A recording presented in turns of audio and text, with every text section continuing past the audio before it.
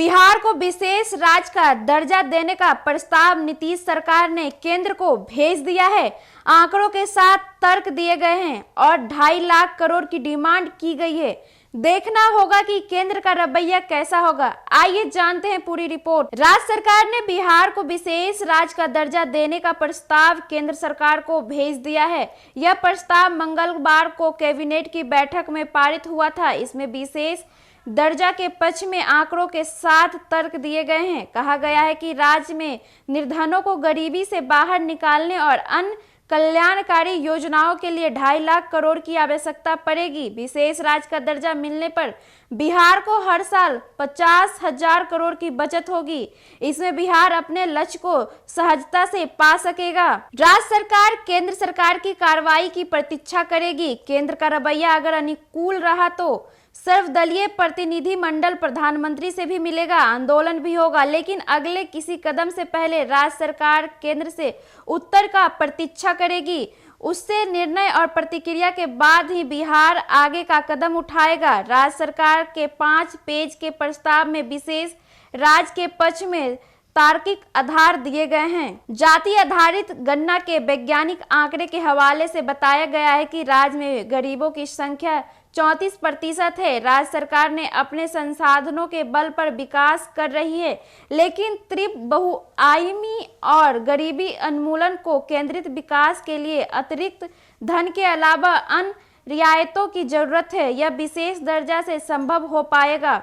बिहार की स्थिति अन्य राज्यों से अलग है। जनसंख्या का दबाव विकास के लिए बड़ी चुनौती है। कुशल प्रबंधन के राज्य का विकास हो रहा है। लंबे समय से वार्षिक विकास दर 2 अंकों में है। बिहार भी प्रति व्यक्ति वार्षिक आय राष्ट्रीय औसत 1.5 लाख की तुलना में मात्र 54.4 हजार है। यह विकास का ही प्रमाण है कि गरीब दर में लगातार कमी हो रही है। इसके बावजूद 20 से 50 हजार के मासिक आय वर्गों के परिवार की संख्या 9.83% है। सभी स्रोत से मासिक 4 हजार कमाने वाले परिवारों की संख्या 34% है। योजना एवं विकास मंत्री विजेंद्र यादव ने कहा कि केंद्र द्वारा गठित रघुराम रंजन समिति ने देश के 10 सर्वाधिक पिछड़े राज्यों को चिन्हित किया गया था। इसमें बिहार भी शामिल था। इन राज्यों के विकास के लिए विशेष सहायता की बात भी कही गई थी।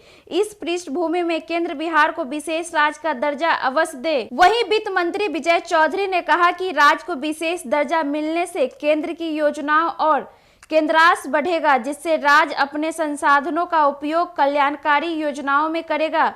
प्रत्यक्ष अप्रत्यक्ष करों में छूट से निजी निवेश को गति मिलेगी।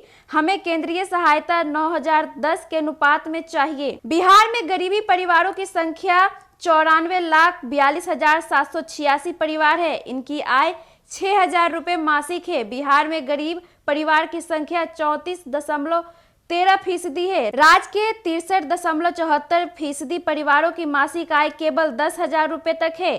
केवल 9.83% परिवार की 50,000 रुपए तक की मासिक अर्जित करते हैं। प्रदेश के 94 लाख गरीब परिवारों को 2-2 लाख रुपए मिलेंगे।